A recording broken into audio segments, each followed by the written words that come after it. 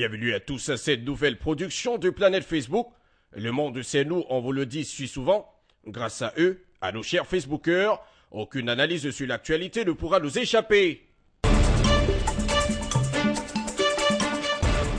Ouvrons cette autre édition de Planète Facebook avec la page Facebook de RFI qui, en grande une, dit que le chômage va continuer à augmenter en France selon les prévisions de l'OCDE, l'Organisation de coopération et de développement économique, publiée mercredi 29 mai, c'est-à-dire hier. Cette situation est due, comme le mentionne si bien RFI, à la mauvaise conjoncture économique que traverse l'Hexagone. Selon l'OCDE, le chômage va s'aggraver en France jusqu'à la fin 2014. C'est donc une pierre jetée dans le jardin de François Hollande, qui dit pouvoir inverser la courbe du chômage d'ici la fin de l'année.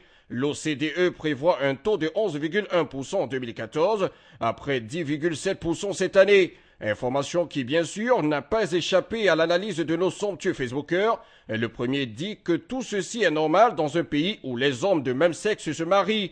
Le chômage ici ne peut qu'augmenter. Un autre pense que la Commission européenne n'a pas à dicter à la France ce qu'elle doit faire. Il pense que tout ceci arrive parce que la France-Afrique, le réseau mafieux et pourvoyeur des métiers, ont été mis en mal. Voilà pourquoi, à sa suite, un Facebooker demande aux Français de venir en Afrique, estimant que ce continent a beaucoup de postes inoccupés. On dira tout simplement que l'Europe est dans une mauvaise passe. La France subit tristement, mais voyons le bon ou mauvais côté des choses. La France continue à émettre des réformes. Mais où est détenu Charles Blé Goudet? C'est la question que nous pouvons lire ensemble sur la page Facebook de RFI, qui dit par ailleurs que l'ex-leader de la galaxie patriotique est retenu dans un lieu secret depuis 4 mois. Sa famille et ses avocats ne savent pas où le trouver et se posent des questions auxquelles ils n'ont pas de réponse. Est-il en bonne santé? Comment est-il traité? Et RFI précise que l'un des avocats du président du COJEP, le Congrès panafricain pour la justice et l'égalité des peuples, concède qu'il faut prendre avec précaution les informations de la presse, comme celles qui évoquent des appels anonymes reçus par des parents de Charles Blé Goudet. Des appels disant qu'il est mort. Les autorités ivoiriennes déplorent ce genre de rumeurs, même si l'un des avocats dit comprendre l'argument avancé par le pouvoir, à savoir garder le secret sur le lieu de détention de Blé Goudet pour sa sécurité, et s'insurge tout de même contre les droits bafoués de son client de pouvoir s'entretenir avec les avocats qui assureront sa défense. Les Facebookers, eux aussi, se laissent aller aux commentaires sur cette actualité. Et voilà pourquoi l'un d'entre eux va dire, et je cite, « On appelle ça la justice des vainqueurs ». Pour un autre, si Charles Blé Goudet est reconnu coupable, il devrait y avoir un procès équitable, en bonne et due forme. Et dans le même temps, si les arrestations se font dans un seul camp, la réconciliation est d'ores et déjà un leurre. Alors que le pouvoir en place remédie à cette situation, il en va de la stabilité politique, économique et sociale de ce beau pays. Pour un autre encore, eh bien, soyons sérieux, dit-il, Blé Goudet a tué par l'épée et il mourra par l'épée. Mais un autre estime pourtant que quelle que soit la nature de son crime, il mérite tout de même un procès équitable. Et même, ses parents doivent savoir où il se trouve. Il affirme aussi que c'est ça qui fait d'un pays un pays de droit. Allez, justice obscure, justice mercure, justice ivoirienne, justice, vive la justice, dit un autre. Restons encore sur la page Facebook de RFI et parlons aussi de l'île dépourvue de trésors, Madagascar. Il faut dire que c'est un scénario totalement inattendu qui s'est déroulé mercredi. Une décision claire et ferme du gouvernement était annoncée. Madagascar semble finalement dans l'impasse, car dans l'après-midi, c'est l'exécutif qui s'est profondément divisé.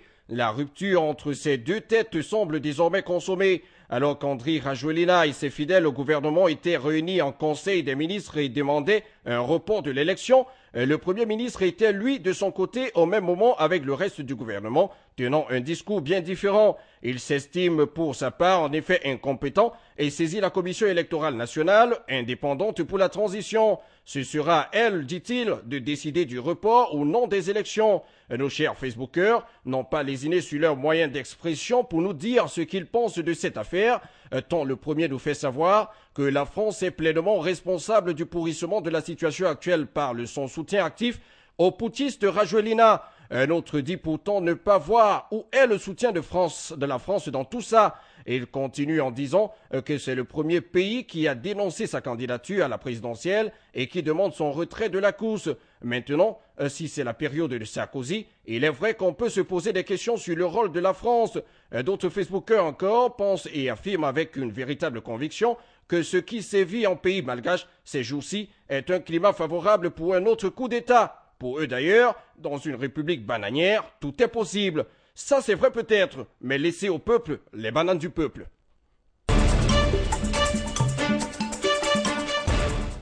Terminons cette nouvelle édition de Planète Facebook en nous rendant sur la page Facebook de BBC Afrique, où la rédaction titre que le leader de la secte islamiste Boko Haram affirme dans une vidéo que l'offensive de l'armée nigériane contre leur position a échoué. Depuis plus de 2 semaines, le président Goodluck Jonathan a décrété l'état d'urgence dans le nord-est et déployé des troupes pour déloger des combattants islamistes. Aboubakar Shekau affirme dans cette vidéo que ces militants n'ont pas été défaits. La résistance de ces combattants a, selon lui, contraint des soldats nigérians à jeter leurs armes et à prendre la fuite. Une version qui contredit les déclarations du gouvernement qui a indiqué avoir repris le contrôle des zones occupées par Boko Haram et tué des dizaines de djihadistes. Mais il est difficile de déterminer avec certitude ce qui se passe dans le nord-est du Nigeria, les communications par téléphone mobile étant interrompues dans les régions affectées et l'accès devenu extrêmement difficile.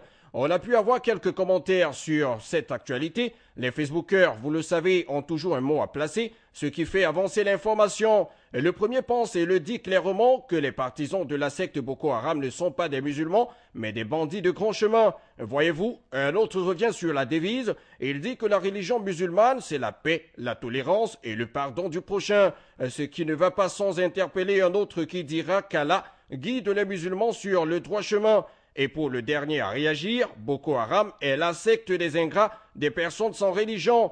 Ils disent être musulmans alors que ce sont des non-musulmans, des malfaiteurs qui ne savent pas bien vivre dans ce monde. Ah ça alors, Boko Haram, il faut arrêter.